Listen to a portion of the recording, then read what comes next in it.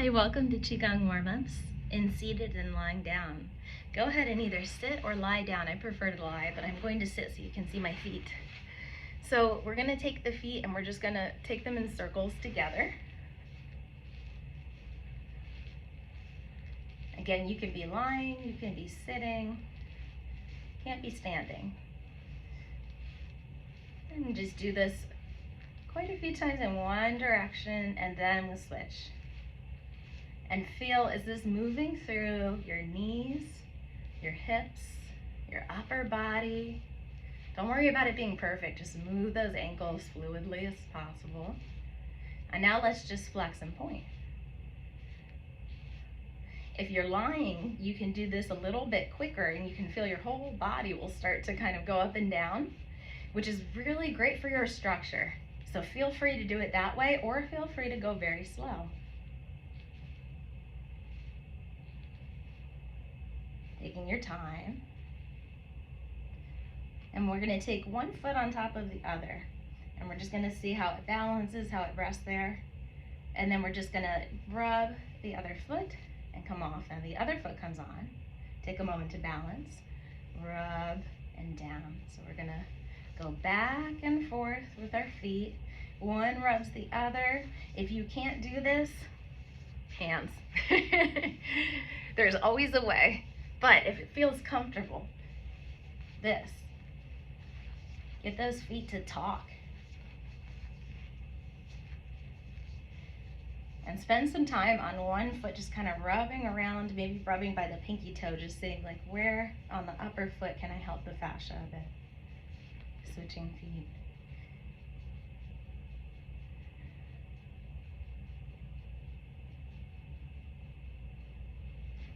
That's great. All right, so we've got our feet almost warmed up. Let's do some more.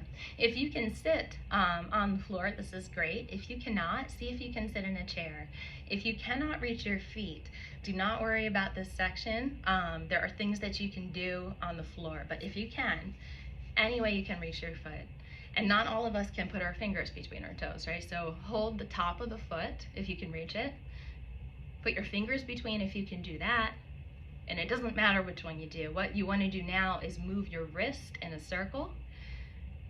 And as you move your wrist, you'll feel that it moves your foot in so many directions with all of those bones. You'll feel everything's kind of turning. And then go in the opposite direction. The wrist circles.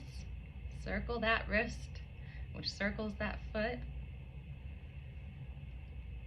And now let's go ahead and pull the toes toward us and push them away.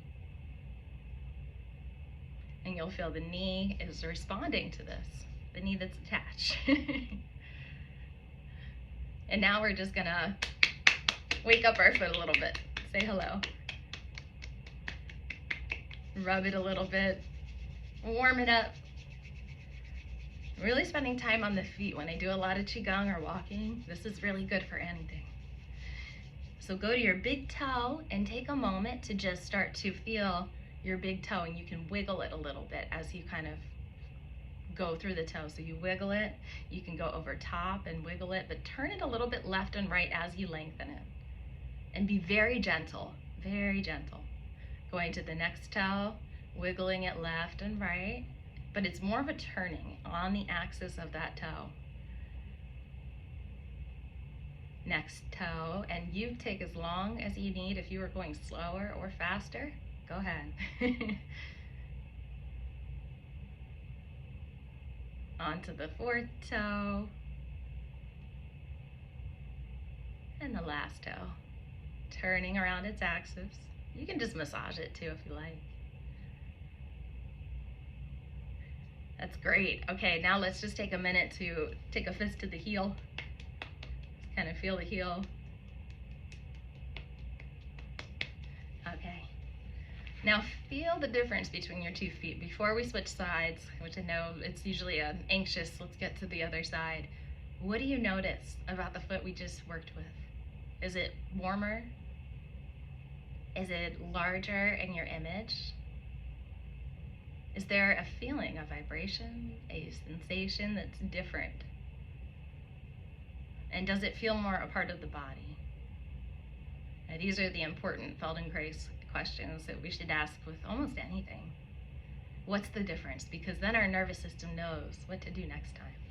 Other foot. If you're already there and you had to jump ahead, that's totally okay. So we're turning the wrist just like we did on the other side. Turning that wrist. And again, your hand can be here. You can turn the wrist from here. You don't have to have fingers between the toes. It is up to you, your ability, your interest, whatever you like. Other direction.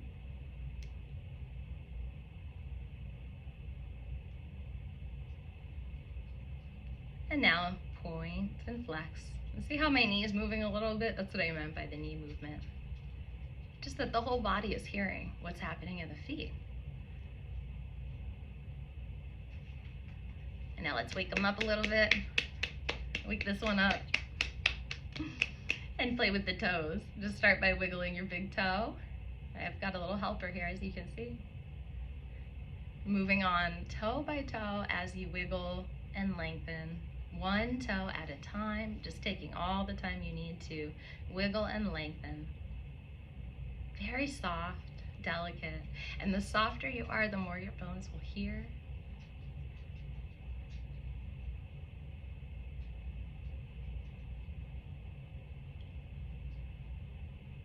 Okay, that's great. Let's do a couple more things to get the body warmed up that we can do on the floor. Super easy.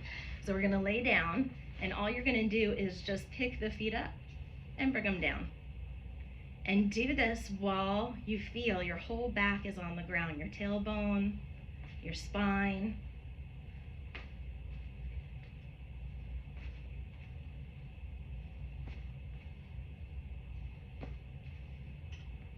And notice, do both feet come down at the same time, or is there a variation, like one is faster than the other?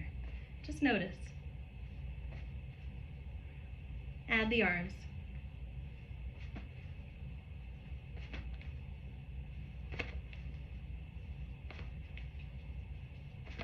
Okay, now have everything up and just wiggle.